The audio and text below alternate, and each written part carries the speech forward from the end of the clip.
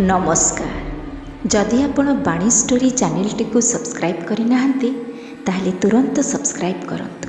यह एक गपर ग्रंथागार। चलतु आज गपटी को एंजॉय करिबा। मीना होची ऑफिस क्लर्क झी। बापा को घर चलैबा साहाय्य करिबा बोली कॉलेज सहित पार्ट टाइम जॉब भी से करे। से दिन ऑफिस रु फेरु फेरु टिके लेट हो जाइथिला।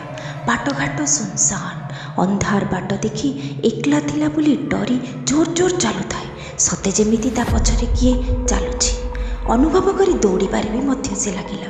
हठात सुमन सामना को डेई पड़ी हो करिकी डरई देला। सी कांदी सुमन को कुंडई धरी कहला, काहींकी डरई देल जे? मु बहुत जोर डरी गली। सुमन होची मीनार बॉयफ्रेंड। मीना आम घरटा ई पाखरे। चलो आज मु तुमको आम घर को लेकिन जीवी।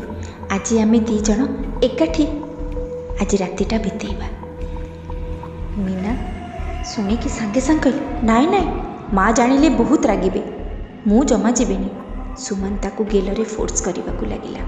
चाल ना एते गेल देखी मीना ताकू आ एवॉइड करि पालानी। माँ को से सांगे सांग कॉल कला, माँ आज टिके प्रैक्टिकल पेपर गुड़ाक रेडी करिवार अछि कॉलेज पाई।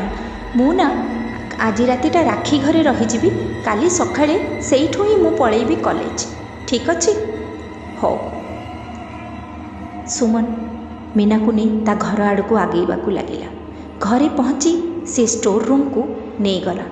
अरे स्टोर रूम कहीं घर को चल। अरे मीना बापा माँ तुमको हठात देखिले रागिबेनी, तेणुकरी स्टोर रूम को ही चल। दुई जन जाक गपसपरे माति गले। हस खुशी समय बीतवाक लगिला। धीरे धीरे गभीर राति हेबाक लगिला। सुमन मीनार क्लोज हेबाक बहुत चेष्टा कला। मीना चालाकी रे ताकू एवॉइड करुथाए। एई एटीट्यूड देखी सुमन को टिके विरक्त लगिला। सुमन कहला, मीना आमे बहुत दिनर सांग, तमे एमिति काहे होच? कौन मो उपरे तमर विश्वास नहीं? मीना कहला, नाई नाई सुमन एमिति कथा जमा भी नुहे। मु भी तुमको बहुत भल पाए, किंतु बाहाघर पूर्व मते जमा भल लगे। सुमन मीनार हाथटा को चापी धरी निज आड़ को टाणिला। मीना आस्ते किना ठेली दूरे गला। सुमन को जमा भी ए एटीट्यूड भल लगु न थाए। मीना को जेते पाखेबा को चेष्टा कला मीना सेतिकी आड़े गला। मीना कहला, मु एबे घर को पळेले भल होंता, तमे टिके छाड़ीदेव कि? सुमन कहला, ना एते राति रे काहेकि घर को जीव? सुमन ताको टिके ठेली खट उपर को नबा को चेष्टा कला। सुमन आउ मीना भितरे टिके जुक्ति मध्य आरंभ होला।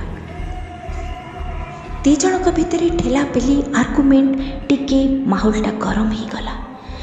ए जुक्ता जुक्ति भितरे मीना को गोटे जोर से धक्का मारिदेला। सुमन तार धक्काटा खाई से छिटकी पड़िला गोटे शाबल ऊपर। शाबलटा थिला मुनिया, जो थी कि ता मुंडटा गलीगला। मुंडरू गदगद ब्लड बाहरिबा को लगिला। मीनार सेठी ही मृत्यु घटीगला। सुमन प्लान कला मीनार बॉडी को नहीं से जंगल रे ठिकाना लगईदेव। अखारे बांधी टाणी टाणी से बॉडीटी को जंगल भीतर को नहीं गला। गात कला, गातरे ता डेड बॉडीटी को मीनार पोतीदेला। पोतीदेला परे मीनार बेकरे गोटे स्कार्फ धला रंगर थिला। से स्कार्फटा बाहरे रही जाइथिला।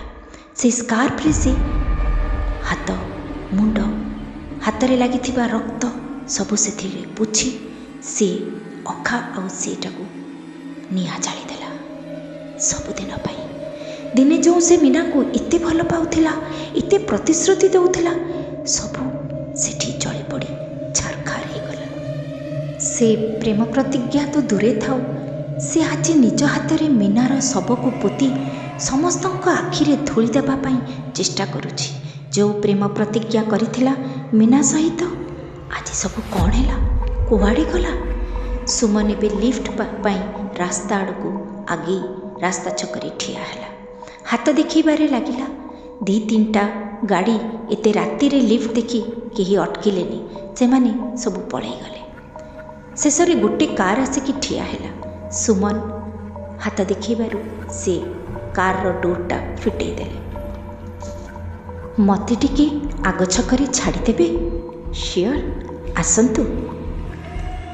ସୁମନ ଥରୁ ଥରୁ ଟେନସନ୍ରେ ମୁଣ୍ଡରୁ ଗମ୍ ଗମ୍ ଝାଳ ବାହାରୁଥାଏ। ସିଏ ପଶିକି ଭିତରେ ବସିଲା। ତାକୁ ଦେଖି ସିଏ ପଚାରିଲେ, ବହୁତ ଟେନସନ୍ରେ ଲାଗୁଛନ୍ତି, କ'ଣ ହେଲା? ନାଇଁ ନାଇଁ କିଛି ନୁହେଁ ତ, ଏମିତି ହିଁ।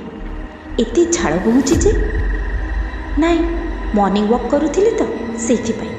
ଏତେ ରାତିରେ ମର୍ଣ୍ଣିଂ ୱାକ୍? ନାଇଁ ନାଇଁ, ମୋତେ କାମରୁ ଫୁର୍ସତ ମିଳେନି ତ ସେଥିପାଇଁ ମୁଁ ଏଇ ସମୟରେ ହିଁ ଚାଲେ। ଓ, ଟିକେ ଅଦ୍ଭୁତ ଲାଗୁଛି ଆପଣଙ୍କର ଚାଲିବାର ଷ୍ଟାଇଲ୍ଟା ଦେଖି।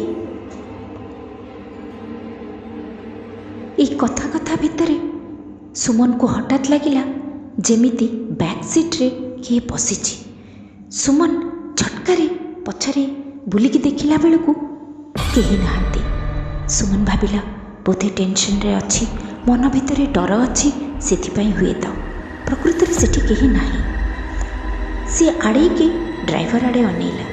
ଦେଖିଲା ଜଣେ ଲେଡ଼ି, ଲମ୍ବା ଲମ୍ବା ଚୁଟି, ଖୁବ୍ ସୁନ୍ଦର ଦେଖିବାକୁ, କିନ୍ତୁ ଚେହେରାଟା ପରିଷ୍କାର ଦେଖାଯାଉନଥିଲା। କାର୍ଟା ଜଣେ ଲେଡ଼ି ଚଲାଉଥିଲେ। ସିଏ ଏସିଟା ଥଣ୍ଡା ଟିକେ ବଢ଼େଇ ଦେଲେ। କେଉଁଠି ଯାଉଛନ୍ତି ଆପଣ? ହଁ, ଘରକୁ ଯାଉଛି। ଏତେ ରାତିରେ ଏଇ ଜଙ୍ଗଲରେ କ'ଣ କରୁଥିଲେ? କହିଲେ ପରା ମର୍ଣ୍ଣିଂ ୱାକ୍। ମର୍ଣ୍ଣିଂ ୱାକ୍ କରୁଥିଲେ? ସତରେ? ଆପଣଙ୍କ ମୁଣ୍ଡରୁ ବହୁତ ଝାଳ ବୋହୁଛି, ଟିକେ ମୁଣ୍ଡଟା ପୋଛି ଦିଅନ୍ତୁ, କହିକି ସେ ଲେଡ଼ି ତାଙ୍କର ବେକରୁ ସ୍କାର୍ଫଟା କାଢ଼ିକି ଦେଇଦେଲେ। ସୁମନ ତରତରରେ ସ୍କାର୍ଫଟା ନେଇକି ନିଜର ମୁହଁଟାକୁ ପୋଛିବାକୁ ଆରମ୍ଭ କଲେ। ପୋଛୁ ପୋଛୁ ସେଠି ଗୋଟେ ସୁନ୍ଦର ବାସ୍ନା ସେ ପାଇଲେ। ହଠାତ୍ ଯେତେବେଳେ ଟିକେ ଚେଷ୍ଟା କଲେ ଚିହ୍ନିବା ପାଇଁ, ଦେଖିଲେ ସେ ସ୍କାର୍ଫରେ ବ୍ଲଡ଼ ଲାଗିଛି। ଇଏ କିଏ? ଏଟା ତ ମୀନାର ସ୍କାର୍ଫ। ହଠାତ୍ ବୁଲିକି ଅନେଇଲା ବେଳକୁ ମୀନା ମୁହଁରୁ ଚୁଟି ଗୁଡ଼ାକ ଆଡ଼େଇକି ତାଙ୍କ ଆଡ଼କୁ ବିଭତ୍ସ ଚେହେରାରେ ଅନେଇ ଦେଲେ।